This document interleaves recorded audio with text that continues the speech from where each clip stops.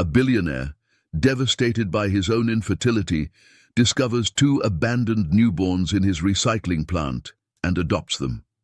He hires a devoted nanny to care for his twins. But when his charming fiancée begins acting strangely around the babies, suspicion takes root. To uncover the truth, he fakes an international trip, disguises himself as a garbage collector, and observes his own home from the street. For days, he watches in hidden silence.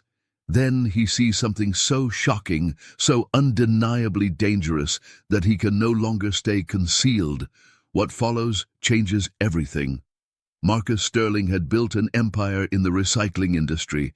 At 38, he had accumulated wealth, respect, and every material thing a man could want. Everything except the one thing that mattered most.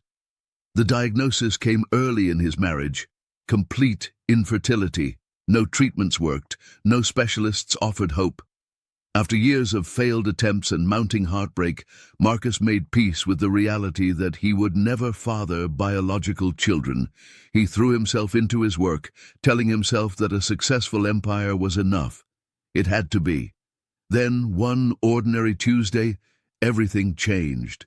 During a routine inspection at one of his largest recycling facilities, Marcus was walking the grounds when a sound stopped him cold. A cry. Faint but unmistakable. Not machinery, not wind. He traced the sound to a massive metal container in the loading area. Inside, wrapped in a thin blanket, were two newborns. Marcus didn't hesitate. He called emergency services, stayed with the babies until paramedics arrived, and followed the ambulance to the hospital. For the next 72 hours, he barely left the pediatric ward. He watched the twins breathing, existing, alive, despite the odds. When no one claimed them, when it became clear they were truly alone, Marcus knew what he had to do. The adoption process was grueling, but his resources and determination accelerated it. Within months, he held legal guardianship of two infant boys. He named them Noah and Liam. The names felt like promises, strong names for boys who had already survived the impossible. Marcus hired Grace Chen, a nanny with 20 years of experience and impeccable credentials. She moved into the household with quiet competence, and within days, the home had structure, cleanliness, and rhythm. Grace didn't demand attention. She simply made everything work. Noah and Liam thrived under her care. Then Marcus met Victoria Lane at a charity gala. She was elegant, educated, and fascinating. Her laugh was musical. Her interest in his life felt genuine.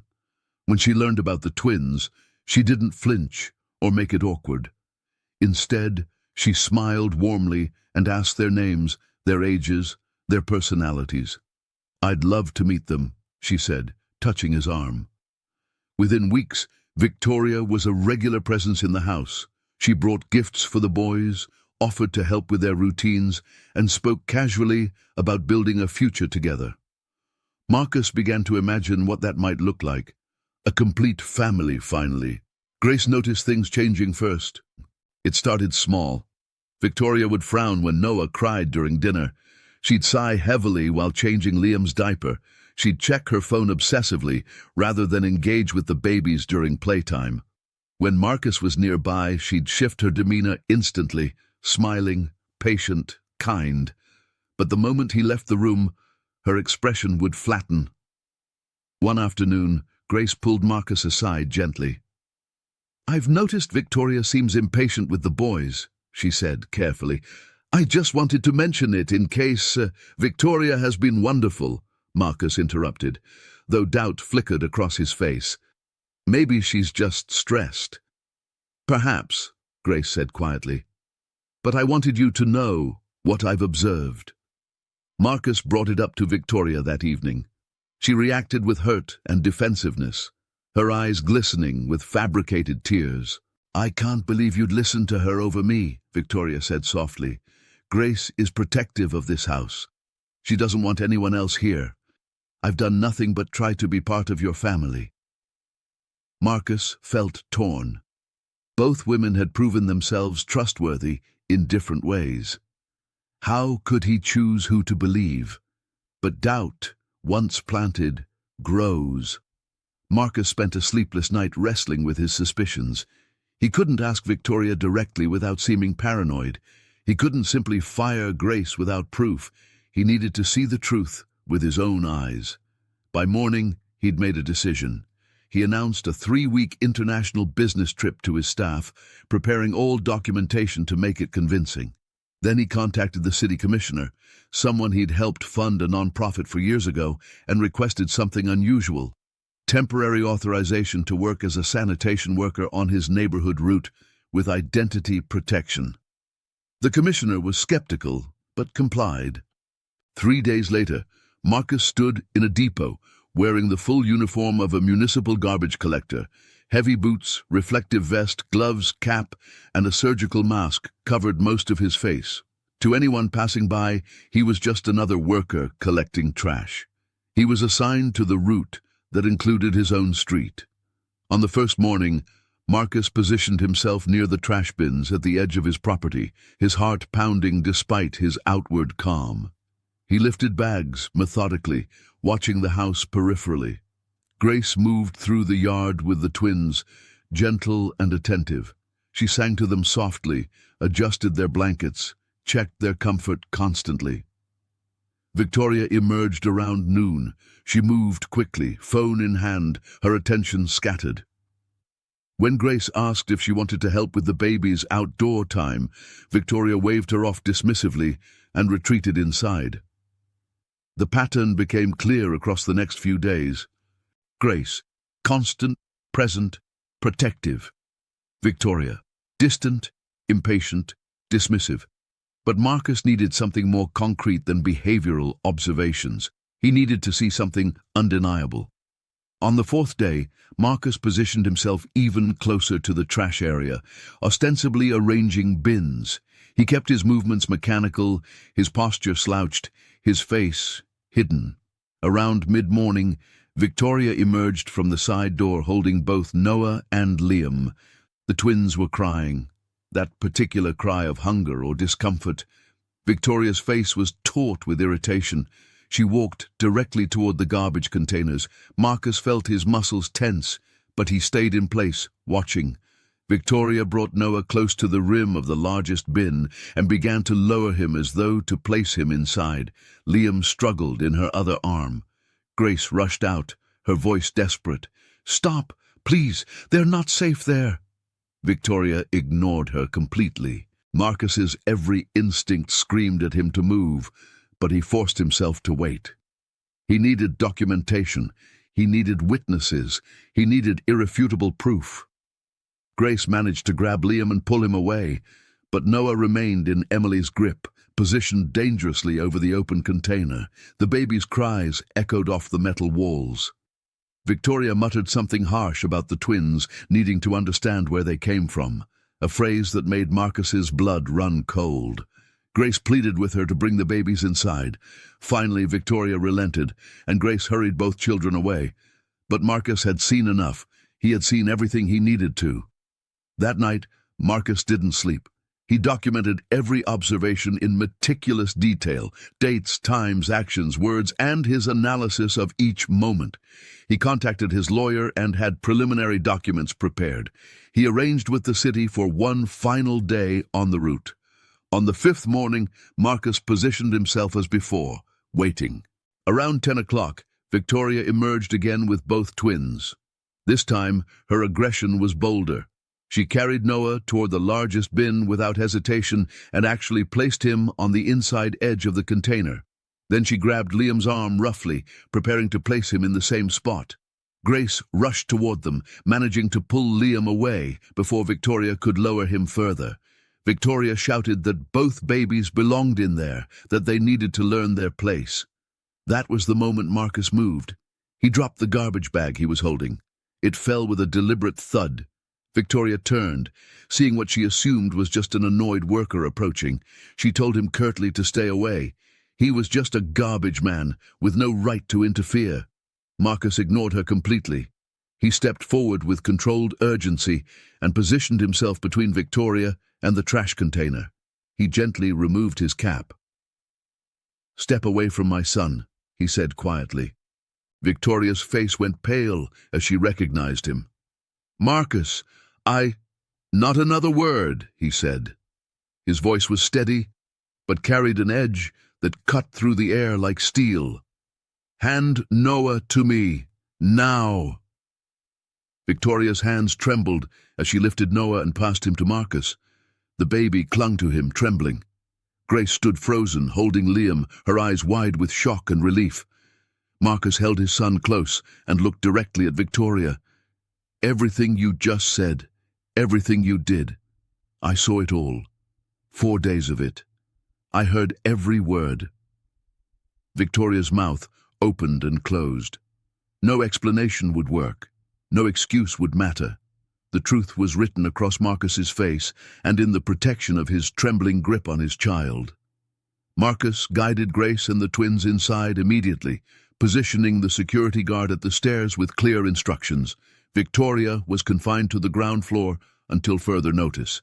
Then he made the call to his lawyer. 40 minutes later, the lawyer arrived with prepared documents: engagement dissolution, account freezes, property restrictions, legal documentation of every claim, every observation, every threat. Victoria tried to argue, to explain, to minimize, but her justifications crumbled under the weight of Marcus's calm recitation of facts. Grace confirmed everything as a corroborating witness. The lawyer laid each document before her systematically. Marcus signed every page without hesitation. "Your engagement is terminated effective immediately," the lawyer stated formally. "All financial access is revoked. You are legally prohibited from contacting the children or entering this property without authorization from Child Protective Services." Victoria's face flushed with anger and desperation. She protested that she'd never intended real harm, that stress had made her speak carelessly, that she loved the children. Marcus didn't respond. Words meant nothing now. The security guard escorted Victoria to collect her belongings while remaining with her at all times. She left the property under his watch, still protesting, still unable to comprehend that her actions had real consequences. Once Victoria had been removed, Marcus contacted the police. Officers arrived within the hour. Marcus and Grace provided detailed statements, walking through every day of observation, every action, every threat. The lawyer presented the documentation. Officers reviewed the security footage from exterior cameras that corroborated the claims. Victoria was located at a nearby hotel where she'd been packing. She was taken into custody under suspicion of endangering minors and attempting to cause deliberate harm to children. She remained silent throughout the process, her earlier defensiveness replaced by the cold realization that denial was futile. The charges were serious. The evidence was substantial. The outcome was inevitable. That evening, Marcus sat in Noah and Liam's nursery, watching them sleep. Their breathing was peaceful, their faces relaxed. The trauma of the day seemed not to touch them, though Marcus knew that wasn't entirely true. Young children absorbed fear in ways that manifested later. He would need to be vigilant about their emotional recovery. Grace appeared in the doorway, her presence both question and statement. "Thank you," Marcus said quietly, "for protecting them, for speaking up even when I didn't listen." Grace nodded. "They're safe now. That's what matters." "It is," Marcus agreed, "and I want to make sure they stay that way." Over the following days, Marcus implemented changes throughout the house and property. New security systems, enhanced surveillance, revised protocols for any visitors. He worked with child psychologists to develop strategies for helping Noah and Liam process what they'd experienced. But most importantly, he sat with them every evening, holding them, speaking to them softly, rebuilding their sense of safety through consistency and presence. Grace continued her work with renewed purpose. Marcus increased her compensation significantly, gave her expanded authority over household decisions, and made clear that her voice held weight in all matters concerning the twins. The trust between them, forged in crisis, became the foundation of how the household operated. 3 weeks after Victoria's arrest, Marcus stood in the nursery at dusk. Noah was sleeping peacefully in his crib. Liam was nestled under his blanket, his small hand wrapped around a soft toy. Marcus thought about the day he'd found them in the metal container. He'd believed then that he was saving them. He hadn't known what that salvation would require: the vigilance, the sacrifice, the willingness to see what was actually happening rather than what he wanted to see. Grace knocked softly on the door frame. "They're settled for the night." "Good," Marcus said. He looked at her with gratitude that went beyond words. "I want you to know something. When I interviewed you for this position, I thought I was hiring help. I didn't understand I was inviting in the person who would protect what matters most." Grace smiled quietly. "That's what people do. We protect what we love." Marcus nodded. The twins would grow up knowing that love wasn't abstract. It was vigilant, practical, and willing to take risks. They would grow up with Grace as a constant presence, a reminder that safety comes from people who pay attention and care enough to act. And they would grow up knowing their father had the courage to see the truth, even when it challenged everything he'd wanted to believe. That night, Marcus sat in the hallway outside the nursery, unable to quite leave. Tomorrow, he would return to his business with renewed focus. He would work with investigators as the legal process unfolded.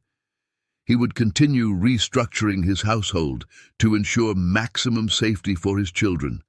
But tonight, he simply listened to the sound of their breathing and felt, for the first time since finding them in that container, that they were truly home, safe, protected, loved. That was everything.